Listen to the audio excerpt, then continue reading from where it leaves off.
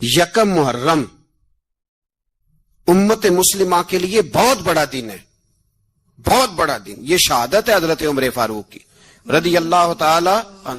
یہاں چھوٹی چھوٹی باتوں پہ گورنمنٹ چھٹی کرتی پھرتی ہے، چھوٹی چھوٹی باتوں پہ. الیکشن ہو گیا تو چھٹی، فلاں جگہ پہ تھوڑا سا کسی نے خبر دے دی کہ کوئی پریشانی ہے تو چھٹی، فلاں جگہ یہ ہو گیا تو چھٹی. یہاں تک کہ فلاں وزیر صاحب فلاں علاقے میں آئیں گے تو سارے علاقے کو چھٹی. اور اب تو اس سے بڑا حال ہونے لگا ہے، اگر جن لوگوں کی سندھ میں حکومت ہے ان کے لیڈر کا دن آیا تو اس دن چھٹی، اور جن کی پنجاب میں حکومت ہے ان کا دن آیا تو چھٹی.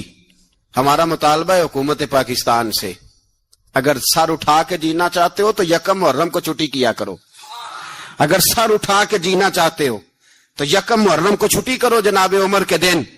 اور ملت کے جوانوں کو بتاؤ کہ اگر عزت کی زندگی جینا چاہتے ہو تو اس طرح جیو جس طرح فاروق اعظم جی کے گئے ہیں.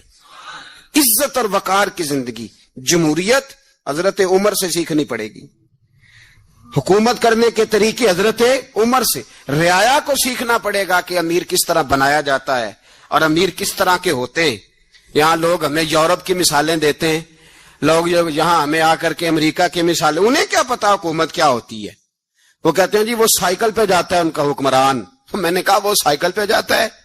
میرے عمر فاروق مدینے سے مکے گئے تھے تو پیدل ہی حج کرنے چلے گئے، پیدل ہی. اور جناب عمر فاروق رضی اللہ تعالیٰ عنہ عید کی نماز پڑھانے گئے. عید کی نماز عمر خطبہ عید دینے گئے.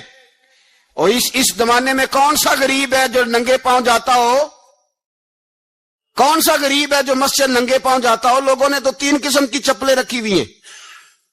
ایک مسجد جانے کی علیحدہ ہے، گھر پہننے کی علیحدہ ہے، شادی بیاہ پہ جانے کی چپل علیحدہ ہے. حضرت عمر فاروق رضی اللہ تعالیٰ عنہ نکلے عید کا خطبہ دینے کے لیے تو بیوی سے کہنے لگے جوتا